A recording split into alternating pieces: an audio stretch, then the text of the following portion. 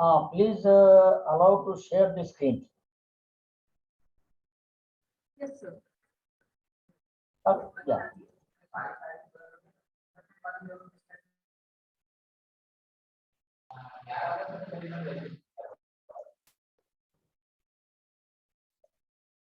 Is it visible?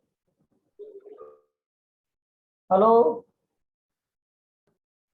Hello? Yes, Is sir. it visible? Is it PPT is visible? आपको Yes, दिखाई sir. पड़ रहा है? Yes sir. हाँ ठीक है, तो मैं चालू करता हूँ। ये नींद नियंत्रण की बात थी। ऑक्सीक्लोरोक्विन 1.5 मिलीलीटर या बार्फेलिन 1 से 2 मिलीलीटर या स्टाम पेंडामिथिन 3 से 5 मिलीलीटर। अब ये कैसे डालना? एक तो फ्लैट नोजल से इसको कई बार पानी भर के लगाया जाता है, तो पानी भरने के पहले सूखे प्लॉट में फ्लैट नोजल से इस तणनाशक को छिड़काव करिए। इतना ही छिड़काव करिए जिससे कि आप आधा घंटे में आप इसको भिगो सकते हैं। ज्यादा भिगोने में देरी हो जाएगी तो नमी नहीं रहेगी, तो ये तणनाशक कारगर नहीं होता है। तो इस हिसाब से आप तणनाशक लगाने के पूर्व इसको डाल सकते हैं। कई बार आपने रोपाई कर दी और छिड़कना रह गया तो कोई प्रॉब्लम नहीं है।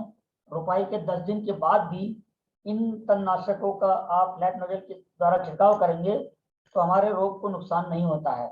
प्याज में ख्याल रखिए 2,4-D का छिड़काव मत करिए। गेहूं में करते हैं किसान, लेकिन 2,4-D का छिड़काव करेंगे तो इस प्रकार की आपको डिफॉर्मिटी दिखती है, ऊपर से टोपिया टाइप की निकलने लगती है। तो अब रही खाद और संतुलित खाद की बात, तो सॉइल टेस्ट करने के बाद यदि आप कोई भी खाद NPK मैक्रोन्यूट्रिएंट देंगे तो फायदेकारक रहेगा। अब ये जो है मुख्यतः यदि इसमें देखा जाए तो नाइट्रोजन, फास्फोरस, पोटैश और गंधक मात्र कांदा पैदा करने के लिए 120 किलो नाइट्रोजन, 40 ग्राम फास्फोरस, 60 ग्राम पोटैश और 50 किलो गंधक, ये तो रासायनिक तत्व है। इसके साथ साथ 15 टन प्रति हेक्टेयर अच्छी सड़ी हुई गोबर की खाद या फिर 7.5 टन सड़ी हुई गोबर की खाद और 5 टन वर्मी कंपोस्ट या फिर पोल्ट्री मैन्योर, ये यूज करना जरूरी है। और माइक्रोन्यूट्रिएंट का यूज करना भी जरूरी है, लेकिन सॉइल टेस्ट के पश्चात ही करिए। और कहने मतलब ये है कि संतुलित खाद देना जरूरी है, जिसके कारण हमारी जमीन भी उपजाऊ बनी रहेगी और हमारे को उत्पादन भी एक सलीका मिलेगा। नहीं तो रासायनिक खाद आने के कारण ऐसा भ्रम फैला दिया है कि रासायनिक खाद के कारण हमारी खेती खराब हो रही है। असल में रासायनिक खाद के कारण खेती खराब नहीं, असंतुलित और बेहिसाब रासायनिक खादों का उपयोग और गोबर की खाद का उपयोग न करने के कारण हमारी खेत उपजाऊपन खत्म होते जा रहा है और माइक्रोन्यूट्रिएंट का भी हम उपयोग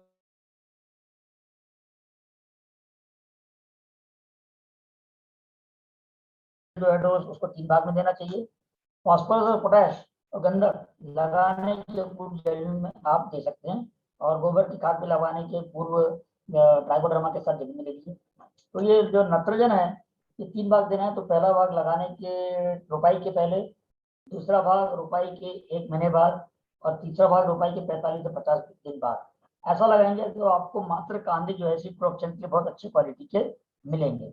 रोपाई के 60 दिन बाद अब यदि कोई भी रासायनिक खाद देंगे तो उसमें प्याज की गर्दन मोटी होती है और प्याज का उत्पादन अच्छा नहीं होता है, आपको क्वालिटी अच्छी नहीं मिलती है। और आपको रबी प्याज लगाना है तो इसको स्टोर भी करना पड़ता है। पोटाश और सल्फर की पर्याप्त मात्रा सिफारिश की गई मात्रा बहुत जरूरी है। संतुलित खाद जरूरी है। अधिक मात्रा में न तो दिया तो स्टोरेज में भी काफी आपका प्याज नुकसान हो सकता है। ये आयरन डिफिशियंसी के इस टाइप के सिम्टम दिखते हैं तो आप फेरस सल्फेट का आप इसमें छिड़काव कर सकते हैं। इसी प्रकार ये मैग्नीज डिफिशियंसी के सिम्टम इस प्रकार के लक्षण दिखाई देते हैं तो मैग्नीशियम सल्फेट 0.5% का आप छिड़काव कर सकते हैं। तो ये देखिए अब आप ये zinc plus zinc minus zinc में आपकी प्याज की बढ़वार अच्छी नहीं होती है। अभी -N यहाँ 16 तत्व दिए हैं प्लस में और यहाँ 15 तत्व दिए हैं, लेकिन -N 0 मतलब 0 है। देखिए 15 तत्व देने के बाद भी आपका प्याज बिल्कुल नहीं बना। अब यहाँ दूसरे चित्र में नाइट्रोजन डाला पूरे 15 तत्व है, फास्फोरस अकेला फास्फोरस 0 है और यहाँ 16 तत्व पूरे है प्लस में। तो आप देखिए एक तत्व 0 है तो आप प्याज नहीं बना। इसी प्रकार पोटैश में कुछ बना लेकिन क्वालिटी अच्छी नहीं बनी। इधर NPK तीनों डाला गया है लेकिन सल्फर 0 है तो भी प्याज नहीं बना। तो कहने का तात्पर्य है कि संतुलित खाद देना बहुत जरूरी है, तो ही आपका क्वालिटी का प्याज मिल पाएगा। और जैसा कि मैंने बताया, माइक्रोन्यूट्रिएंट है, जमीन टेस्ट करने के 160 दिन के बाद आप इसको उपयोग कर सकते हो। और इसमें zinc sulphide, magnesium sulphide, boric acid, ferrous sulphide, copper sulphide या फिर सॉइल टेस्ट बेस के हिसाब से आप उसको और अधिक पहले भी यूज में कर सकते हैं। अब ये मात्र कांदे आपको पैदा करना है। रबी के प्याज है तो 2 साइकिल लगती है सीड प्रोडक्शन के लिए। पहला सीजन तो आपको प्याज बनाने में लगता है, जो कि आप अक्टूबर में और रबी का बीज डालते हैं, दिसंबर में रोपाई करते हैं, मई में आपको प्याज मिलता है, अप्रैल मई में। उस प्याज को आपको स्टोर करना पड़ता है। लेकिन उस प्याज को भी स्टोर करने के लिए, एक तो मैंने बताया जाति बहुत महत्वपूर्ण है। रबी के लिए स्टोर करने वाली जातियां ये लगाना है, लाइटेड है, हरका निकेतन है, बीमा शक्ति है, बीमा किरण है, ये रबी की जातियां इसको स्टोर कर सकते हैं। लेकिन खरीफ की जात आप रबी में लगाएंगे तो प्याज तो मिल जाएगा, लेकिन आपको स्टोरेज 2-3 महीने से अधिक नहीं कर सकते हैं। और खरीफ की जात को स्टोर करने की जरूरत नहीं है, क्योंकि खरीफ मई जून में लगाते हैं, जुलाई अगस्त में इसकी रोपाई करते हैं, अक्टूबर नवंबर में प्याज मिलता है। 15 दिन विश्रांति लेने के बाद निकले हुए प्याज को चयन करने के पश्चात बीजोत्पादन के लिए आप लगा सकते हैं। तो रबी प्याज जो है स्टोर करना है तो फील्ड क्यूरिंग बहुत जरूरी होती है। लेकिन फील्ड क्यूरिंग का ये तरीका गलत है, इसमें डायरेक्ट उखाड़ने के पश्चात धूप नहीं लगना चाहिए। अच्छा, दूसरी बात, प्याज कब उखाड़नी चाहिए? जब 5% प्याज की गर्दन पत्तियां ऐसे गिरने लगती है, उस समय पानी रोक दीजिए। जब 70% गर्दन गिर जाती है आपकी, देखिए इस टाइप की, तो पत्ती समय प्याज निकालिए और एक दूसरे की पत्ती से ढाक कर खेत में उसको 5-6 दिन सूखने दीजिए। तो इस 5-6 दिन में पत्ती का रस प्याज में उतरता है, गर्दन सूख जाती है, बारीक हो जाती है। तब आप 2-3 सेंटीमीटर अंतर छोड़कर गर्दन काटते हैं तो इसमें जीवाणु वगैरह, कवक वगैरह, बैक्टीरिया वगैरह अंदर प्रवेश नहीं कर पाते हैं। यदि आप ताजा निकाल कर प्याज की गर्दन काट देंगे तो उसमें ऊज निकलता रहता है, रस निकलता रहता है, उसमें बैक्टीरिया, जीवाणु, फंगस वगैरह घुस जाते हैं और वो प्याज स्टोर में अच्छे नहीं टिकते हैं। इसी प्रकार ये जो आपने खेत में क्यूरिंग करने के पश्चात 2 सेंटीमीटर गर्दन छोड़ने के पश्चात खेत में ही अच्छे बारीक गर्दन वाले प्याज, गोल आकार के प्याज छांट लीजिए और उसको 10 से 15 दिन 3-4 फुट की ढेरी बनाकर छांव में सूखने दीजिए, जिससे कि खेत की उष्णता निकल जाती है और प्याज के ऊपर एक पत्ती का आवरण तैयार होता है। और बाकी की जो बची हुई प्याज है, जोड़ प्याज है या छोटे आकार की प्याज है या बिना आकार की चौड़ी गर्दन वाली प्याज है, मोटी गर्दन वाली प्याज है, तो आप तुरंत बाजार में बेच दीजिए। तो इस प्रकार आप जो है इन प्याज को सिफारिश किए हुए स्टोर स्ट्रक्चर में रखना जरूरी है। अब ये कहते हैं किसान ऐसे स्टोर रखते हैं तो इसमें प्याज नहीं टिकेगा, ख्याल रखिए, इसमें प्याज जल्दी सड़ेगा। और सीड प्रोडक्शन के लिए रबी के लिए मैंने बताया कि मई अप्रैल मई में जो प्याज निकलता है तो अक्टूबर तक आपको स्टोर करना पड़ता है। और फिर अक्टूबर महीने में इन स्टोर की हुई प्याज को सीड प्रोडक्शन के लिए लगाए, तभी आप रबी का सीड प्रोडक्शन आप कर सकते हैं। अब ये दूसरे चित्र में देख रहे हैं, स्टोर स्ट्रक्चर कुछ तो सही बना है, परंतु गन्ने के खेत के बाजू में जहाँ नमी रहती है तो नमी कांस्टेंट रहेगी तो वहाँ स्प्रॉटिंग और रॉटिंग ज्यादा होने के चांसेस है। तो ये बॉटम मिडल स्टोर स्ट्रक्चर सिफारिश की गई है। और इस स्टोर स्ट्रक्चर में आप, इसमें 2 प्रकार के स्टोर स्ट्रक्चर होते हैं। एक कप्पे वाला, तो उसको हवा के दिशा में, हवा की दिशा के विपरीत बनाना जरूरी है और उसकी लंबाई में कितनी भी रख सकते हैं। जबकि 2 कप्पे वाले स्टोर स्ट्रक्चर को हवा की दिशा में बनाना पड़ेगा और इसकी लंबाई जो है 40 फुट से ज्यादा नहीं रख सकते हैं। और इस कप्पों में बॉटम वेंटिलेशन देना जरूरी है। ऊपर एस्बेस्टस शीट हो, आजू बाजू लकड़ी के या बम्बो के बैटम पट्टे हो तो ज्यादा अच्छे होते हैं, क्योंकि उष्णता रोधी होती है और नमी को भी सोख कर रखते हैं। और ऊपर एस्बेस्टस शीट होने के कारण अंदर तपते नहीं है, तो इसमें वेंटिलेशन अच्छा होना चाहिए। और एक कप्पे में जो चौड़ाई है 4 फुट आप रख सकते हैं और उसमें ऊंचाई जो 5 प्याज भरने की, 4 से 5 फुट आप ऊंचाई तक प्याज भर सकते हैं। तो इस प्रकार आप बीच में पीवीसी पाइप भी छेद करके आप डाल सकते हैं, जिससे कि एरेशन अच्छा हो सकता है। तो इस प्रकार आप सूखी हुई जगह पे स्टोर स्ट्रक्चर सिफारिश के बनाएंगे तो 1 घन मीटर यानी 1 मीटर बाय 1 मीटर में 5 से 7 कुंटल प्याज बैठेगा। इतना आपका उत्पादन हो सकता है। उसके हिसाब से आप अपनी स्टोर स्ट्रक्चर की रचना कर सकते हैं। ये लो कॉस्ट स्टोर स्ट्रक्चर भी है, जो 15-20 हजार रुपए में 5 टन के लिए बन जाती है और उसकी लाइफ 5-6 साल तक अच्छी तरह से रहती है। सिर्फ आपको छप्पर हर साल बदलने की जरूरत होती है, बाकी आजू बाजू बाम्बू की पट्टियों से स्टोर कर सकते हैं। और इसको दीमक से बचाया जाए तो समय समय पर तो इसमें लाइफ अच्छी और बहुत बढ़िया प्याज टिकती है और सीड प्रोडक्शन पे भी प्याज अच्छे से टिकी रहती है। अब जैसा कि मैंने बताया 12 से 13 लाख हेक्टेयर क्षेत्र में प्याज लगाया तो 10,000 टन प्याज के बीज की आवश्यकता होती है, जबकि अभी जो है शुद्ध बीज जो है 30% ही किसानों को मिल पा रहा है। और मैंने बताया अशुद्ध बीज होने के कारण और सीड प्रोडक्शन जो है, चाहे कोई भी सीड कंपनी हो, प्राइवेट कंपनी हो, स्टेट गवर्नमेंट हो, केवी हो, एनजीओ हो, किसान खुद हो, सीड प्रोडक्शन फैक्ट्री में नहीं होता, किसानों के प्लॉट में ही होता है। तो आइसोलेशन डिस्टेंस जब तक नहीं पालेंगे शुद्ध बीज किसी भी हालत में कोई भी संस्था नहीं दे सकती। अब इसका उपाय क्या है? Seed village concept. एक एरिया में किसानों ने डिसाइड कर लेना चाहिए कि हम एक ही प्रकार की जाति का बीज उत्पादन करेंगे, 1.5-2 किलोमीटर अंतर छोड़कर आप दूसरी जाति का बीज उत्पादन करिए। इस प्रकार का आप बीज उत्पादन करेंगे तो ही आपको शुद्ध बीज मिल पाएगा। और प्याज बीज उत्पादन के लिए अक्टूबर महीने में बीज प्याज लगाए जाते हैं। उस समय रेट बहुत ज्यादा रहते हैं, पिछले साल 100 रुपये किलो प्याज दिया है, तो किसानों ने अच्छा अच्छा प्याज रेट डाला और रद्दी प्याज, छोटा हुआ प्याज, सड़ा हुआ प्याज दिया, जोड़ प्याज जो है सीड प्रोडक्शन में लगाया, तो इससे आपकी क्वालिटी खराब होती जाती है। याद रखिए सीड प्रोडक्शन के लिए 60 से 70 ग्राम का कंद ये छांट के रखिए, बारीक गर्दन वाला गोल आकार का एक रंग वाला प्याज आप छांट रखेंगे और हर साल आइसोलेशन डिस्टेंस पे लगाते रहेंगे, तो आपकी प्याज की क्वालिटी सुधरती जाएगी और आपको एक ही प्रकार का प्याज मिलता रहेगा। इस बात का ख्याल रखना जरूरी है। तो सीड विलेज कंसेप्ट यदि अडॉप्ट करेंगे तो ये संभव है। तो इसे इसलिए मैंने कहा कि रबी प्याज 2 साइकिल पूरी होती है। पहले साल आपको प्याज बनाया जाता है, स्टोर करना पड़ता है, फिर उस प्याज को लगाया जाता है, फिर उसके बाद मई में बीज मिलता है, तो वो बीज अगले साल अक्टूबर महीने में उसको रोपाई करते हैं।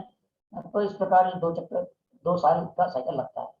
और खरीफ का प्याज जो साइकिल एक ही साल में सीड प्रोडक्शन का हो जाता है। तो इसमें एक तो क्वालिटी का प्याज रखना जरूरी है, आइसोलेशन डिस्टेंस बहुत इंपॉर्टेंट है, और कम स्टोरेज वाले जो क्वालिटी के प्याज होंगे उसको निकाल देना जरूरी है। और इसमें आपको रोगिंग समय समय पर करना जरूरी है। एक तो मदर बल्ब समय में भी 2 जातियों के बीच में कम से कम 10-15 मीटर गैप रखिए, जैसे कि मिक्सचर होने के चांसेस ना हो। और मदर बल्ब का चयन जितना अच्छा होगा उतना ही आपकी आगे जो क्वालिटी प्याज की सुधरती जाएगी। तो इसी प्रकार सिंगल सेंटर ओनियन का आप चयन करते जाएंगे, तो हर साल यदि इस प्रकार सिंगल सेंटर ओनियन करते जाएंगे तो 7 जनरेशन बाद आपको 95% पॉपुलेशन सिंगल सेंटर मिलते जाएंगे। जैसे सिंगल सेंटर की डिमांड विदेशों में भी हमारे देश में बढ़ती जा रही है। आप देखेंगे एक आंख वाला प्याज, जबकि नीचे 3-4 आंख वाले प्याज। आप होटल में जाते होंगे, सलाद वगैरह देखते होंगे, शादी पार्टी वगैरह में भी तो सलाद बनता है, तो एक आंख वाले प्याज में चटनी अच्छी बनती है, इसकी फ्राइड रिंग्स भी अच्छी बन सकती है, जबकि 2-3 आंख वाले प्याज में फ्राइड रिंग भी बनती नहीं है, सलाद भी ढंग से बन नहीं पाता है, चटनियाँ कॉम्पैक्ट नहीं रहती हैं, छेद पड़ जाते हैं। और सिंगल सेंटर ओनियन होगा तो आकार भी गोल रहता है, गर्दन पतली होती है और ये प्याज ठोस होता है, जिससे कि इसको स्टोरेज लाइफ भी इस 2-3 आंख वाले प्याज से अधिक रहेगी। तो इस प्रकार आप हर साल सिलेक्शन करके प्याज लगा सकते हैं। यदि कई बार ऐसा होता है कि बाजू वाला किसान मान नहीं रहा है कि नहीं मैं तो मेरी जाति का बीज लगाऊंगा, तुमको जो भी करना हो करो, तो ऐसे समय में आप 10 बाय 20 मीटर की मच्छरदानी के अंदर में टेम्पररी मच्छरदानी होता है, टेम्पररी स्ट्रक्चर बनाकर आप इसको लगा सकते हैं और उसके अंदर आप एक मधुमक्खी की पेटी रख देंगे, आपको 1 हेक्टेयर के लिए लगभग 4-5 किलो बीज शुद्ध मिल सकता है। परंतु उसी स्थिति में करिए जब आजू बाजू किसान नहीं मान रहा है, आइसोलेशन डिस्टेंस रखना मुश्किल हो पा रहा है। इसी प्रकार मुख्य फसल के आजू बाजू में भी अपने सीड प्लॉट के आजू बाजू में भी यदि कोई मुख्य फसल लगाई है, उसमें भी फूल आ जाते हैं कई बार, तो उन फूलों को भी 1.5 किलोमीटर के परिसर में तोड़ना जरूरी है, नहीं तो उससे पोलन जो है मधुमक्खी हमारे सीड प्लॉट में ले आएंगी और सारा कंटामिनेशन हो जाएगा। तो ये 1 एकड़ क्षेत्र में 2 मधुमक्खी की पेटियां सिफारिश भी अच्छा नहीं होगा और क्वालिटी सीड प्रोडक्शन नहीं मिलेगा। और दूसरी बात, समय 5 मिनट पूर्व बता दीजिएगा मेरे को, जिससे कि मैं वाइंड अप कर सकूंगा। तो ये तो मधुमक्खी पेटियां कहाँ से ला रहे हैं, ये बहुत इंपॉर्टेंट है। ये कहीं सीड प्रोडक्शन ओनियन का हो रहा है उस एरिया से तो नहीं ला रहे आप। यदि उस एरिया से ला रहे होंगे कोई बात नहीं, 3-4 दिन आप छोटी सी मच्छरदानी में इस मधुमक्खी को रखिए, शुगर फीडिंग इसको दीजिए 5-6 दिन। उसके पश्चात जिससे क्या होगा कि इसके पोलन जो है पैर में चिपके रहते हैं, दूसरी जाति के जिस एरिया से लाए होंगे, तो वो जो पोलन 3-4 दिन में मर जाते हैं। उसके पश्चात ये हमारे सीड प्लॉट में इन पेटियों को रखिए। तो लगभग 1.5 महीना ये पेटी आप किराए से भी ला सकते हैं, तो क्वालिटी उत्पादन आपको मिल सकता है। इसी प्रकार ये जो उत्पादन, ये जो प्याज सीड प्रोडक्शन के लिए आप 1/3 प्याज काट सकते हैं और फ्लैट बेड में भी लगा सकते हैं और इसको ढक सकते हैं, और या ड्रिप सिस्टम में भी इसको आप खेती प्याज की लगा सकते हैं। ड्रिप सिस्टम के लिए भी इस प्रकार के आप ट्रैक्टर के द्वारा रेस बेड तैयार कर सकते हैं, और इस रेस बेड के ऊपर इस प्रकार 2 नली के बीच में आप ये जो है ओनियन बल्ब लगा सकते हैं, और इस प्रकार आप सीड प्रोडक्शन ड्रिप सिस्टम पे भी बहुत बढ़िया तरीके से कर सकते हैं। सीड प्रोडक्शन करते समय ख्याल रखिए, फूल खुलने के बाद कोई भी इंसेक्टिसाइड न छिड़के। फूल खिलने के पहले थ्रिप्स का कंट्रोल अच्छी तरह से कर लीजिए, क्योंकि फूल खिलने के बाद यदि आप इंसेक्टिसाइड का स्प्रे करेंगे तो मधुमक्खी भी मर जाएगी, जिसके कारण आपका पॉलिनेशन नहीं होगा, क्योंकि क्रॉस पॉलिनेटेड क्रॉप है, और इससे सीड प्रोडक्शन पे इफेक्ट होगा, सीड प्रोडक्शन क्वालिटी का नहीं मिलेगा। अब ये जो सीड प्रोडक्शन के लिए जो बल्ब है, आप 30 बाय 45 सेंटीमीटर पे भी लगा सकते हैं, या ड्रिप में लगाना तो 60 बाय 20 सेंटीमीटर पे भी लगा सकते हैं। यदि मैंने बताया 60 से 70 ग्राम का जो है प्याज सिफारिश किया गया है, तो 60 से 70 ग्राम का प्याज है, तो लगभग 30 से 35 कुंटल प्याज आपको लगता है। ज़्यादा बड़े आकार का प्याज लेंगे तो आपको मात्र कांदे की क्वांटिटी ज़्यादा लगेगी। अक्टूबर में प्याज के रेट ज़्यादा रहते हैं, तो इसलिए आपको खर्चा ज़्यादा आएगा। ज़्यादा छोटे प्याज लेंगे तो क्वांटिटी तो कम लगेगी, लेकिन आपकी क्वालिटी अच्छी नहीं होगी, और आगे जो है प्रोड्यूस आपको अच्छे दर्जे का नहीं मिलेगा। इसलिए 60 से 70 ग्राम का जो प्याज है वो सीड प्रोडक्शन के लिए सिफारिश किया गया है। और आप सही सिफारिश की अंतर पर लगाएंगे तो आपको 1 एकड़ में अच्छा यदि उत्पादन किया, किसान लोग 15-15 क्विंटल भी बीज 1 हेक्टेयर में ले सकते हैं, ऐसा नहीं है। नहीं तो एवरेज तो आपको 5-6 क्विंटल तो मिलते ही है, लेकिन अच्छा सीड प्रोडक्शन किया तो 12-15 क्विंटल भी ले सकते हैं।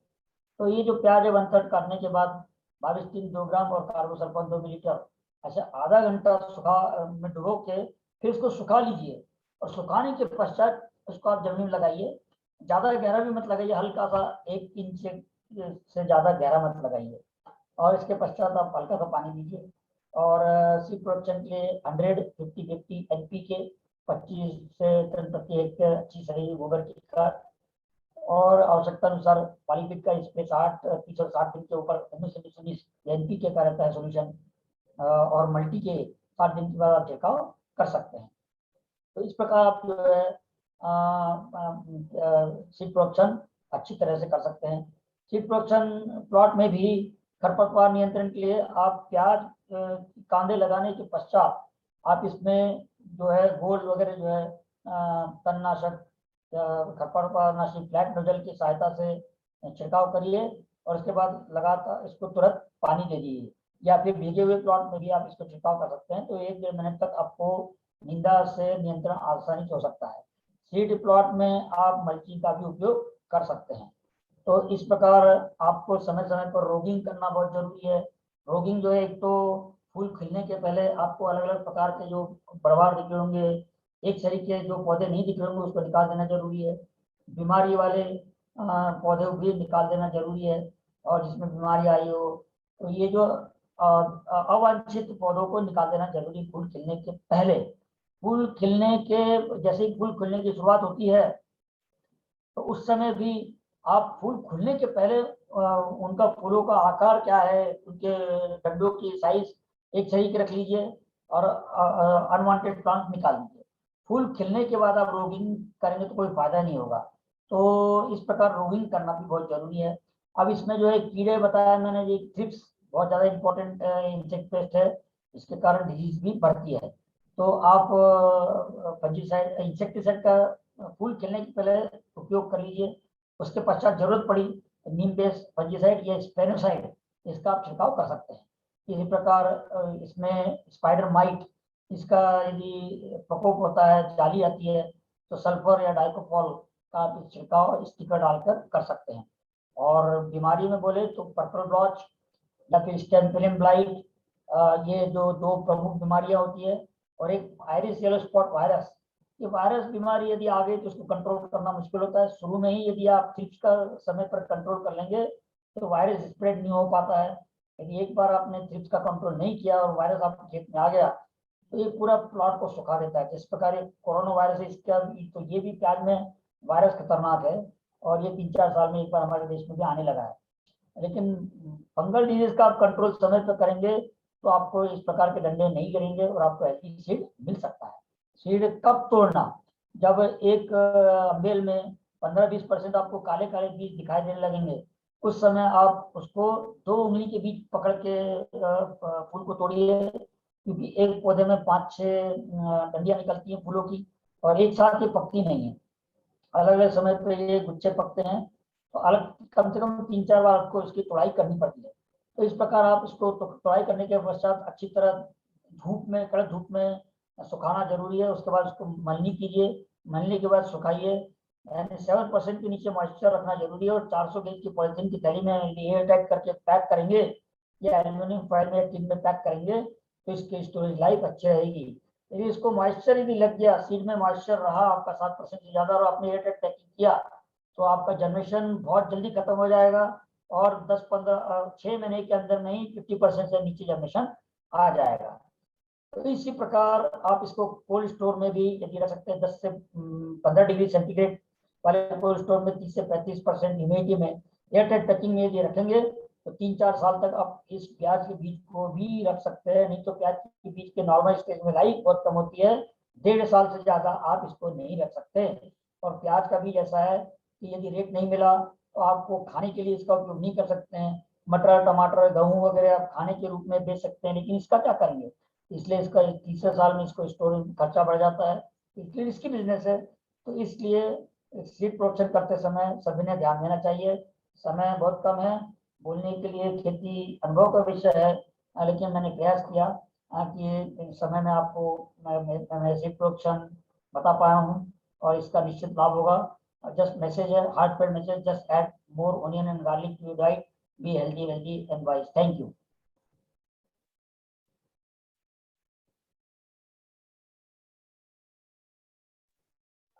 Hello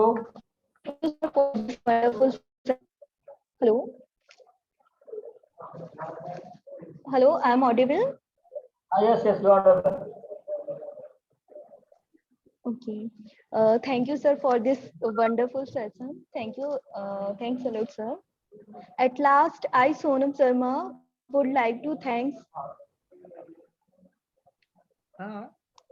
Honorable Engineer Sanjeev Agrawal, Chancellor, Sir, Sage University, Honorable Dr. Prashant, Sir, Pro Chancellor, Honorable Dr. Ankur Arun Kulkarni, Sir, Vice Chancellor, Sage University, Honorable Dr. Hiren Doshi, Sir, Pro BC, Sage, provide with a wonderful platform. Now, I would like to thank today's eminent speaker, Dr. Vijay Mahajan, Sir, to spare for us and give a wonderful knowledge with her and share a wonderful knowledge with us. Now, I would like to thank HOD leader, sir, for supporting us. At last, I would like to team member SK Tiwari, sir, Mr. Miss Varsha Soni ma'am and Smriti Sohani ma'am. And at last, thanks to all the participants with us. Thank you all. Thanks a lot. Okay, thank you very much. So shall I leave now? Yes, sir. Okay. Have a good day to all of you. Okay, thank you, sir. Thank you. Thank you, sir.